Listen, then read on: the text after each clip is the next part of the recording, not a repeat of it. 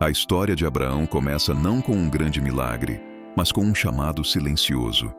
Um chamado que atravessou o tempo, o deserto e as fronteiras do coração humano.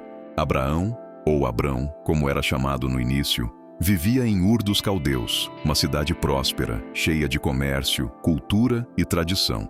As pessoas ali adoravam diversos deuses, ídolos de pedra e madeira.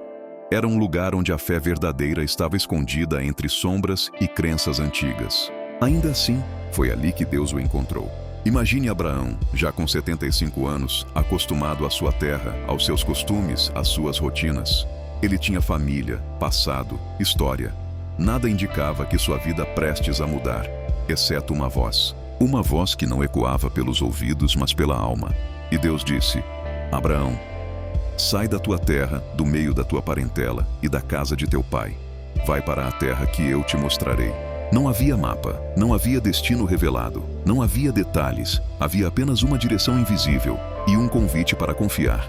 Deus então continuou: farei de ti uma grande nação, abençoarei você, engrandecerei o seu nome, e você será uma bênção. A promessa era imensa, forte, impossível até, porque Abraão não tinha filhos.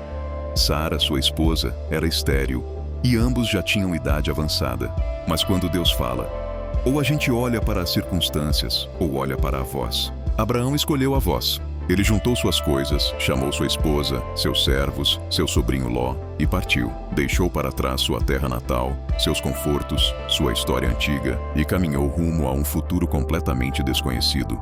Cada passo no deserto era um ato de fé. Cada noite sob as estrelas era um lembrete de que Deus estava guiando. E mesmo sem saber para onde ia, Abraão sabia com quem estava indo.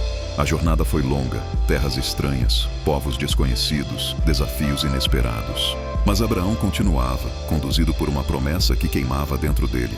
Um dia, quando chegou à terra de Canaã, Deus falou novamente: aos seus descendentes darei esta terra. Abraão olhou ao redor. Montanhas, vales, campos, cidades distantes. E ali levantou um altar. Um símbolo de reconhecimento, de gratidão e de entrega. Ele não possuía nada daquelas terras, mas confiava que um dia sua descendência possuiria. A fé de Abraão não estava apenas em ouvir a voz de Deus, mas em responder a ela. A jornada continuou. Abraão enfrentou fome, perigos, disputas entre pastores, conflitos com reis, situações que poderiam tê-lo destruído. Mas Deus estava lá, em cada curva da estrada. Uma noite, enquanto Abraão olhava para o céu, Deus o chamou para fora da tenda. Olhe para as estrelas, disse o Senhor. Conte-as, se puder. Assim será a sua descendência. E Abraão, diante daquele céu infinito, acreditou. Mais uma vez, ele escolheu crer na voz, e não na lógica. O tempo passou. Anos se foram. O ventre de Sara continuava estéril. As promessas continuavam vivas, mas a realidade parecia contrária.